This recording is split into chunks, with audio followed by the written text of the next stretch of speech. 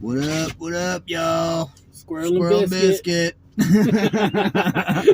We're back again. We're in Arizona. Yep. On our way to California, LA. Woo, whoop-de-doo. You know, I was kind of excited the first time I went to LA until I actually got there. If y'all never been there, that's not even worth talking about. It's not like the movies, I promise you. I guarantee you it ain't nothing like the movies. They paint LA as like this picture of money and happiness. It ain't. Yeah, no. They fail to mention all the homeless people. I mean, it's and insane. all the traffic. Yeah. Traffic sucks there. Well, traffic's terrible. But that's not what this video is about. We're trying to make a safety video. So we're gonna try not to get off subject. Yeah. But I want to talk about the safety, and then we're gonna get into resets. How to cheat your reset and get away with it. It's common sense. Yeah. Well, why don't we just get into that first? Yeah. Last summer, because we hate doing resets, man. You're sitting for 34 hours. If you have a team, this does not apply to you solo guys. So if you're solo, don't even listen to what we're saying. This is for teams only. If you have a team, all right, now listen, you have a 70-hour clock. Everybody knows when you drive, you got 70 hours on your clock every week, all right? So let's say, for example, I got 30 hours left on my clock, and Biscuit's only got like 12 or 15. Well, what we do is I wake up early in the morning, I drive all day. I drive my whole 11-hour shift, right? And then we stop. We stop for 10 hours and sleep. And then we get up again the next day, and then I drive again, another whole 11 hours. Well, you add up all those hours, that's about 33 hours. You just throw another hour in there, bam, you got 34 hours. Look who just got his whole clock back. And we've been moving that whole time. All we had to do was stop one time. Yeah, you're cutting your hours from 34 hours to 20. You only have to stop from 20 hours because you will, like he said, but vice versa. Once he runs out of time, all I have to do is that. So instead of sitting for 34 hours, you're only sitting for 20 hours. Some better light in here. Which is way better than sitting for 34. You're not making any money. But like I said, y'all, that only applies to teams. That doesn't apply to you solo guys. I mean, solo guys, it is what it is. You gotta stop. There's nothing you can do about it. But I come up with that little formula last summer when I was just driving down the road thinking about it. I was like, why the hell are we doing? Like, we don't need to. Because we were running on recap hours. Yeah, we're running on. If you don't run on recap hours, if you're a team, what are you, stupid? Come on, man. I just gave you guys the best formula ever. Because you're constant. You may be stopping, but you're still moving. It's not like you're sitting still for 34 hours. No. You're still making money. That's the whole point of this. And that's the thing. It's like, okay, so I just drove 11, stopped for 10, drove another 11. And then there's 2 breaks in there, too. That's an hour, so there's your 34. Yeah. So, and then once he gets his whole clock back, and then we start working on getting my stuff back. But we drove all last summer. We never stopped. We stopped when we wanted to. Yeah. And with our last company, even though we wasn't making no money, they was basically paying us in doggy biscuits. Like, we wasn't making no money, so we stopped whenever the hell we wanted to. Yeah, I mean, that is a plus for that company. Yeah, that's about one of the only big pros of Pam is the home time, and you can stop whenever you want. But this video ain't about Pam. I don't want to talk about Pam.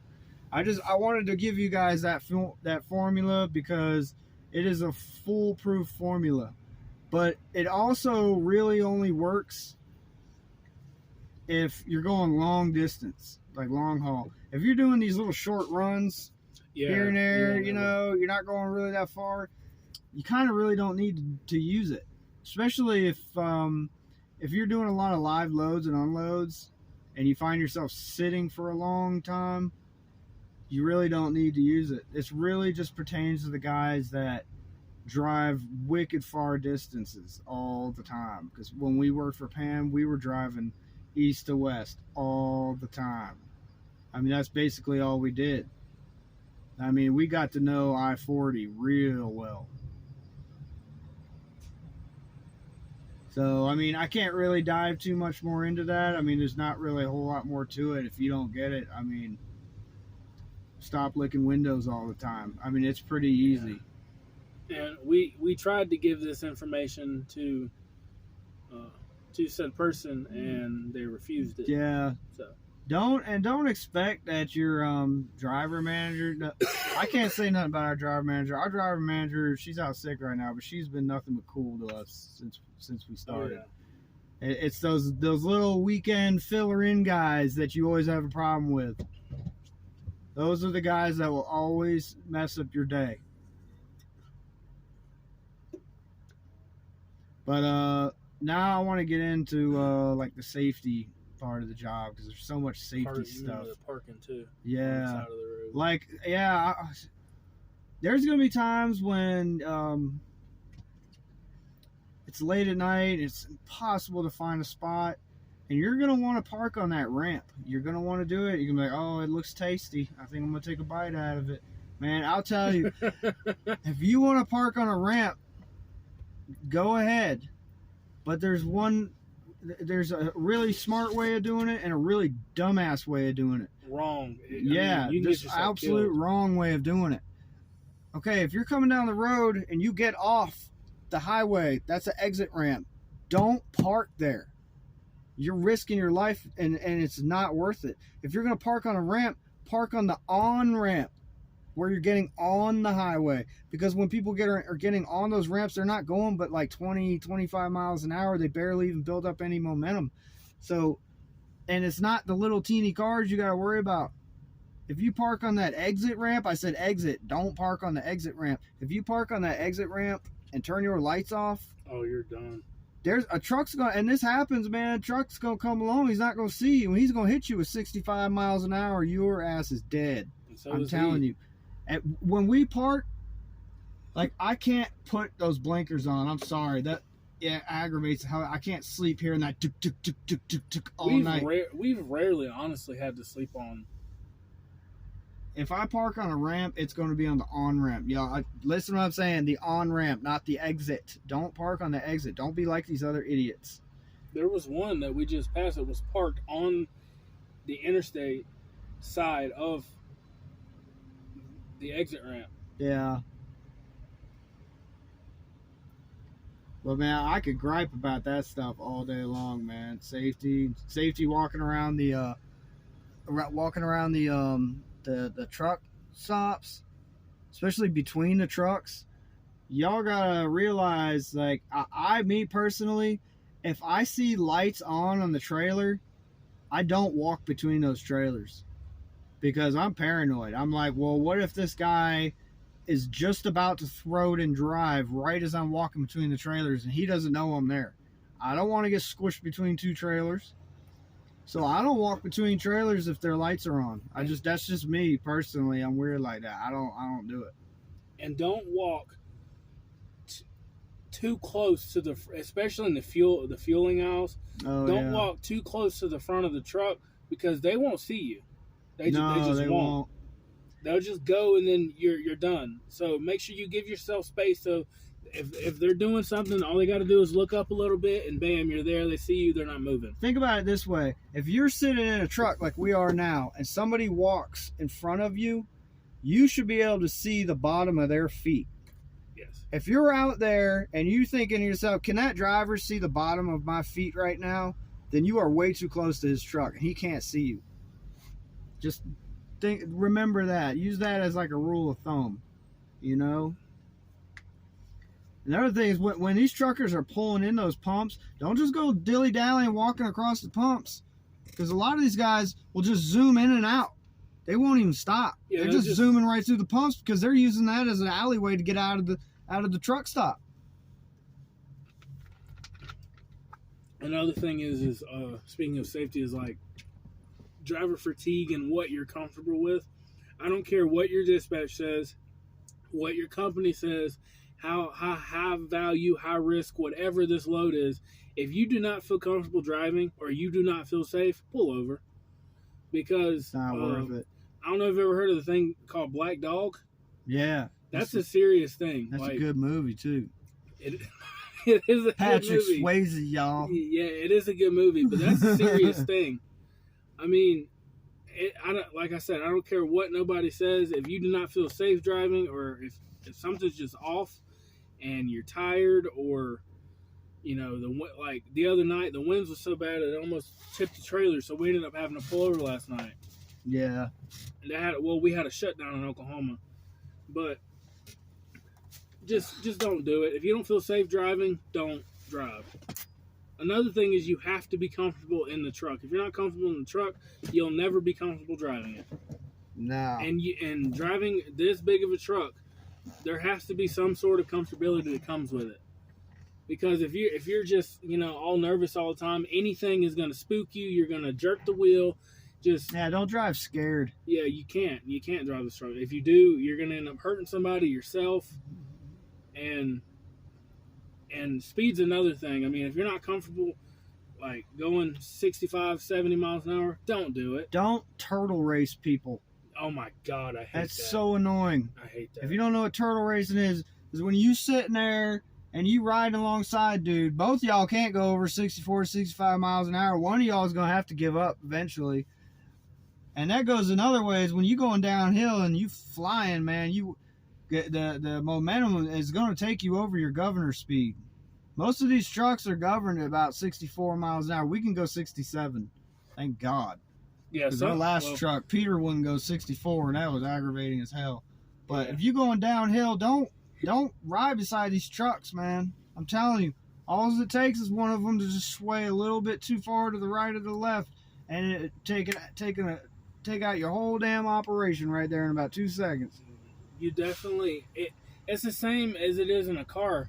When it comes to, you have to be weary of other drivers. Like, you can't just focus on yourself. You have to focus on your surroundings, everything that's going on while it's going on. You can't assume that, like I said in the previous video, you can't assume that someone sees you, and you can't assume that, oh yeah, I'm a huge 18-wheeler, I'm 73 foot long. Man, y'all have no idea. A lot of these cars, it is like it's like a what do you call it? A badge of honor for these morons to just cut off a truck. And I'm like, y'all don't realize how much you just put your life at stake, man. It's so dumb. I'll never understand it. And anybody who's been trucking for a while knows about that poor kid in Colorado. What happened last summer, last springtime or something, that got in that bad wreck and killed that family or whatever. Now he's in prison for like 10 years or something. I think what that kid did was, it was terrible what happened, but I don't blame him. I blame the fact that he didn't have enough training. If you don't have enough training, you shouldn't be out here doing it, especially by yourself, man. Yeah, and that's the thing you can tell your mentor too. Like, a lot of them are good, a lot of them aren't. So it's like a 50-50 thing. Some of them are douchebags, some of them aren't. But the ones that are good, if you got a good driver manager and you do not feel comfortable driving the truck, tell him. Tell the people. He will keep you out for longer. He will help you more. He will let you drive more while he's up here, make you feel more comfortable. Get to know those Jake brakes too, man. Yes. Don't be afraid of your Jake brakes. Jake brakes are a good thing. Just get to know how to use them, especially if you're driving in states like Colorado and like Utah and stuff like that, places with big hills. You better use that Jake brake, man. That's another thing and it'll save you fuel too. Is mountains. My biggest fear when I first got in the truck was these mountains. Well, it'll save your brakes anyway, is what I meant to say. Is these mountains. And a lot of you new truck drivers, especially ones that are just, trying to fill out what truck driving's like and stuff like that. Maybe you haven't even touched the truck and you just got your CDL and you're fixing to go to school. That was my biggest fear, was the mountains. It's really not that bad. I mean, it's bad in Colorado especially. But what I'm saying is that the brakes on the truck, as long as you check them, they're good. I mean, Mm-hmm. obviously, they say you need a foot. The smart thing to do is always keep your distance, whatever. But the truck can stop pretty quick, but it cannot stop nowhere near as fast as a car can. I will tell you this, because I got in his ass a bunch of times for this last, some months ago. Just because the speed limit says 60 or 65 doesn't mean it's safe for you to go 60 or 65. Those are for cars. If you're going down these crazy ass hills and turns and stuff, you're in a truck. You're not in a freaking Mazda Miata. All right, you can't stop in 2 seconds like these cars can. It's not safe for you to go that fast. So if you're going down these crazy roads and the speed limit says 60, you need to be going like 45, and you need to be have them Jake brakes ready. I'm telling you, you need to be on point with them Jake brakes. Try not to pass people going down the hill too. Yeah, don't be that guy either. And don't be passing people around turns. What are you, nuts? I mean, what are you, stupid? I'm like, that is a surefire way to turn that trailer over. Y'all got to remember that this trailer is only holding on by that little kingpin. That little tiny thing is the only thing that's holding that thing on there. And if that weight goes one way or the other, just a little bit too much, the whole thing's going over. And I don't know if you've seen these videos. I'm not sure about the newer trucks, but some of the older, not like super old, but some of the older trucks, they don't have airbags. I've seen it. I've seen videos of the trailers flipped, and then the truck goes over, and no airbags, no nothing. Nothing comes on. So just keep your distance. Don't be stupid, especially going down mountains in these trucks. And don't assume that all these other truckers are on the same page. Some of these truckers are absolute morons. I mean, some of them, they just looking for ways to give up their CDL. They're just so dumb. I'm like, I don't understand it. We see drivers every day that we're just like, we don't understand how they kept their job so long. We try to be safe. We joke around all the time, but I'm safe, man. I'm very safe. I got a clean driving record. And I'll tell y'all about speeding. I had a terrible driving record when I was in my 20s, man. Because I rode, I used to like fast cars. I rode crotch rockets for years, and that's how I got speeding tickets, man. And then years go by, because I'm 40 years old now. Years go by, I got away from the fast cars, and eventually I stopped riding crotch rockets because they're just too much of a liability. And I tell you, long story short, use your cruise control. Yeah. Cruise control will clean up your driving record so fast because you'll never get speeding tickets. All you gotta do is pay attention to the speed. Just set the cruise.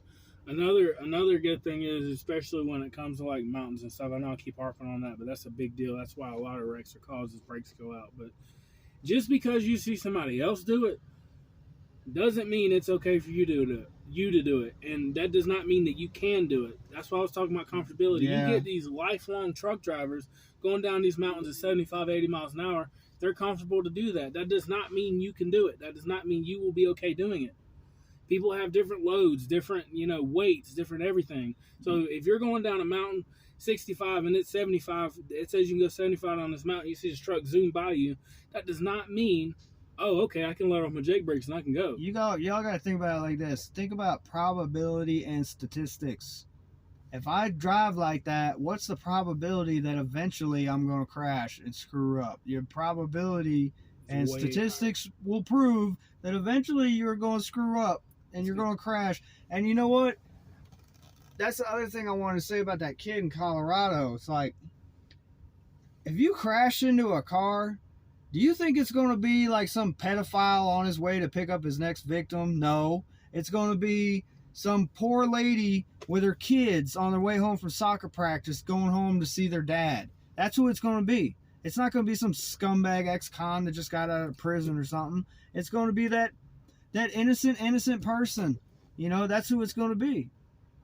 So just have your head on straight when you're driving, man. This is like, it's a huge responsibility. And if you're getting into this job just for the money and you're just like all nilly-dilly, oh, just give me my check, man, please go do something else. This is not the job for you. Please go do something else. This job is not, it is not just driving. It is not. I mean, so some of you are already truck drivers, you know, there's paperwork, there's other things you have to do. Crack the window for a second. There's other things that you have to do, All right. but it's not just driving. You have to be like wary of your surroundings, like times 10 in this truck. Yeah. It's not just, oh yeah, I can just look forward. Especially when you're driving around these truck stops, man. You got to be looking for people these walking people around. fly in these truck yards. Fly. You got to be watching out for people walking around, especially nowadays, because everybody's got their head in that stupid phone all the time. This is how people live their lives now. They're always looking at that stupid phone. Like, they just look up for 2 seconds. Jesus. Don't come for me like that.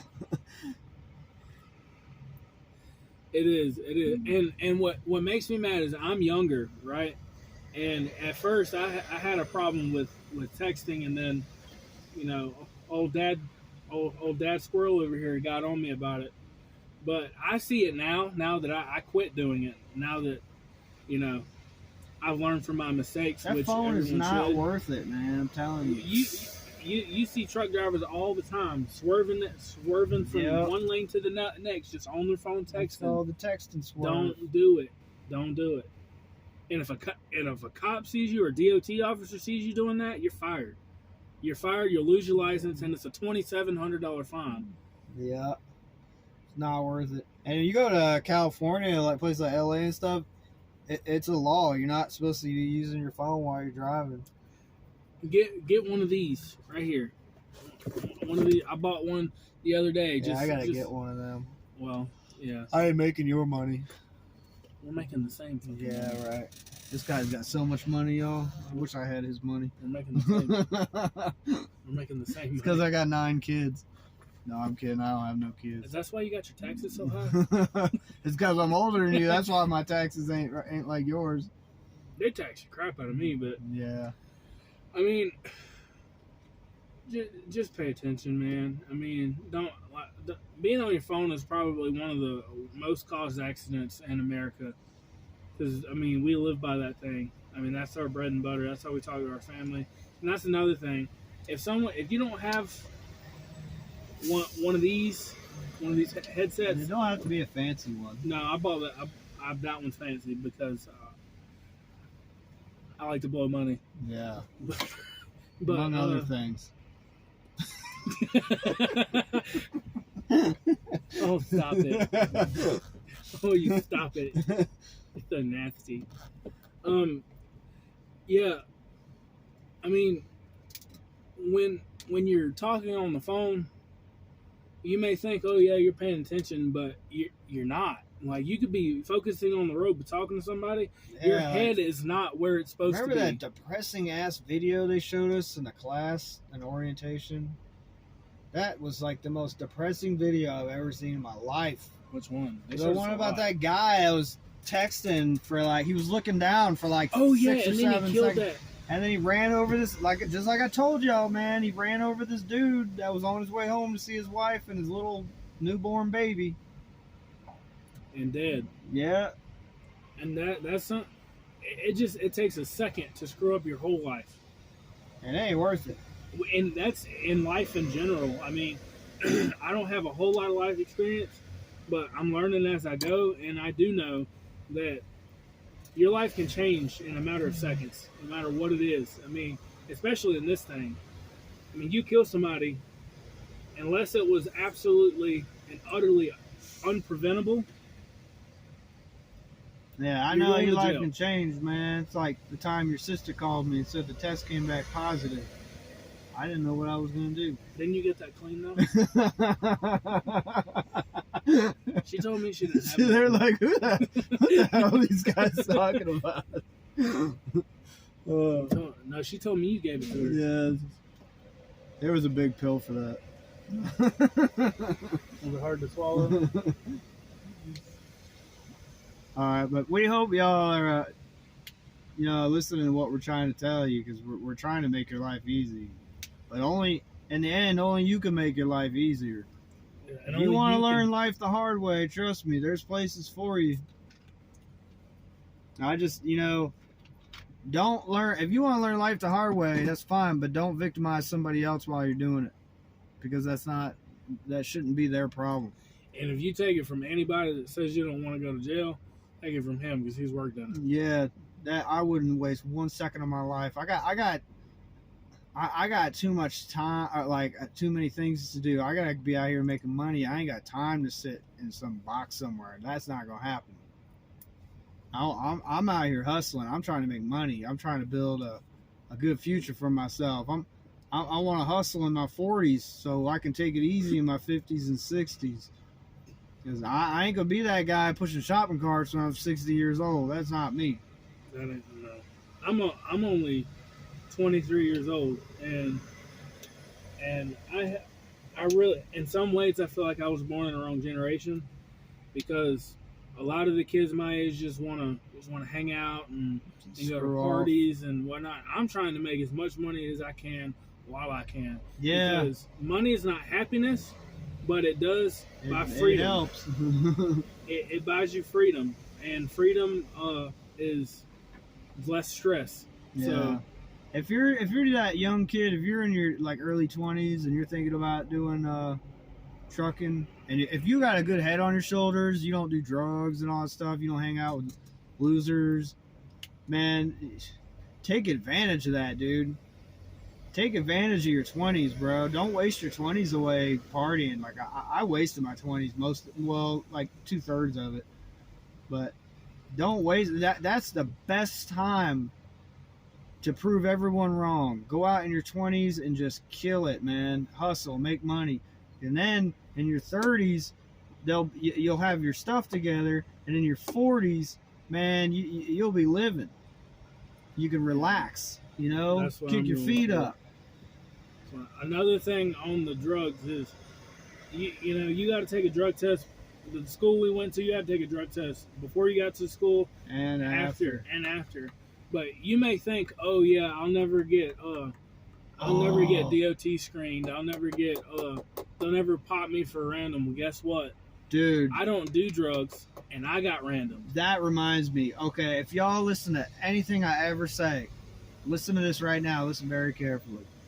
If you're getting ready to go to a trucking school, right? Write this down.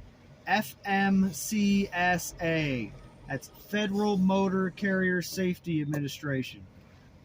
That is a federal thing. You can't get away from it. It's a book, a record of every CDL driver in the country, right?